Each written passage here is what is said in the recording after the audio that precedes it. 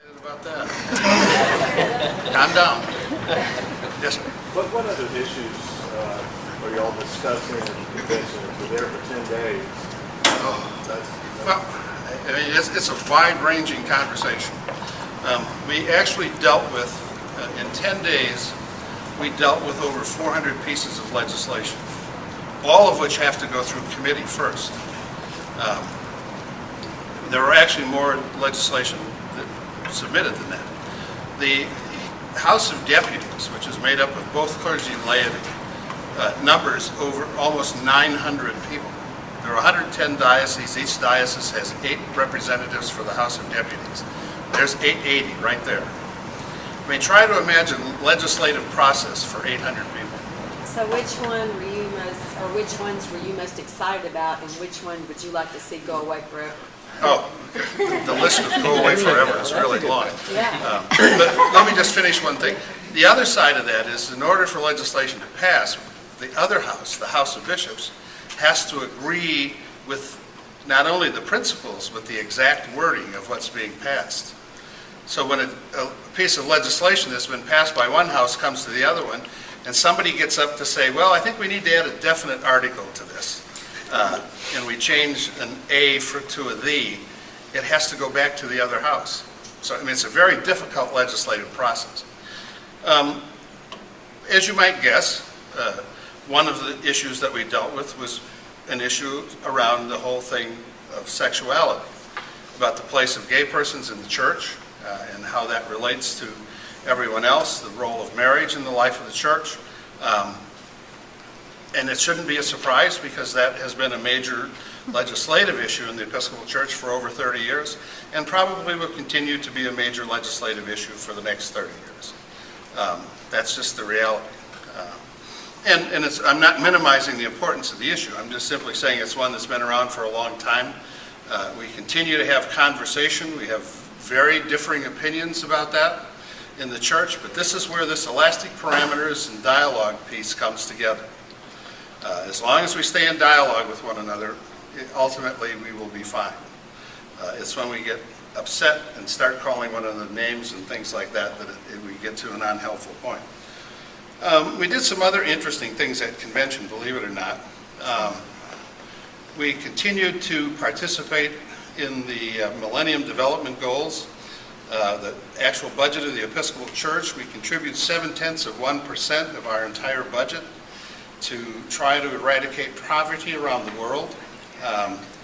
This year, we also committed to contribute 0.7% of our income to the National Poverty Program, which is aimed at stamping out poverty in America.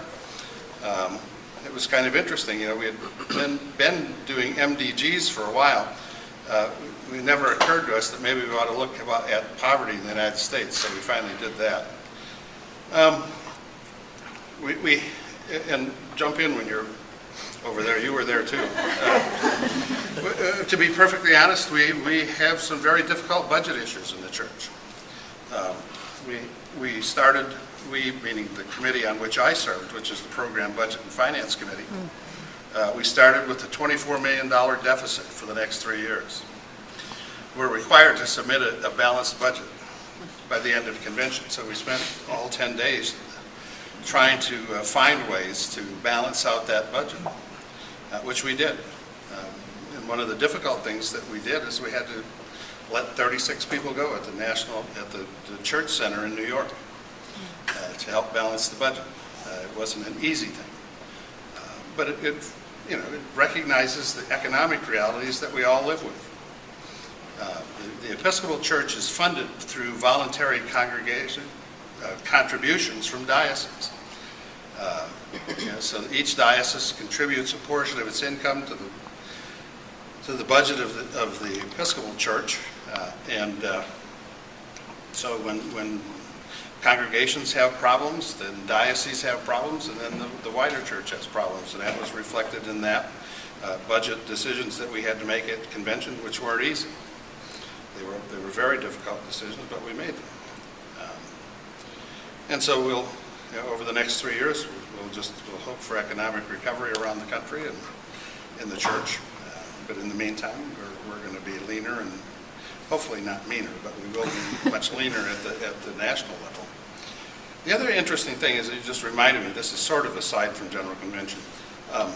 It's really, the presiding bishop kept correcting, at least the House of Bishops. I don't know if you did this in the House of Deputies, but we're not really a national church. We're an international church.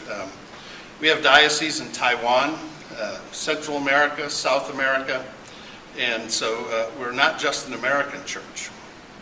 We're a worldwide church. Also in Western Europe, the American Convocation of Churches in Europe belongs to the Episcopal Church. The American Cathedral in Paris is the cathedral of the presiding bishop of the United States. So we tend to think narrowly as just the United States, but we're actually a worldwide church, spread throughout the world.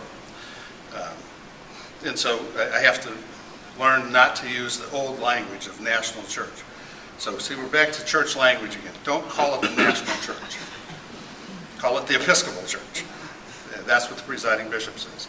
And by the way, the presiding bishop will be here in November for our diocesan council. Hopefully there will be time for anybody who wants to hear the presiding bishop, not at council because that room will be packed, but she will be here for several days, is what I'm told. So hopefully there'll be an opportunity for you to meet the presiding bishop and hear what she has to say. Okay, more legislative stuff. I have to stop and think about it. Is it time? About 2 more minutes. Maybe one question that someone's just itching to say, but you've always been scared to.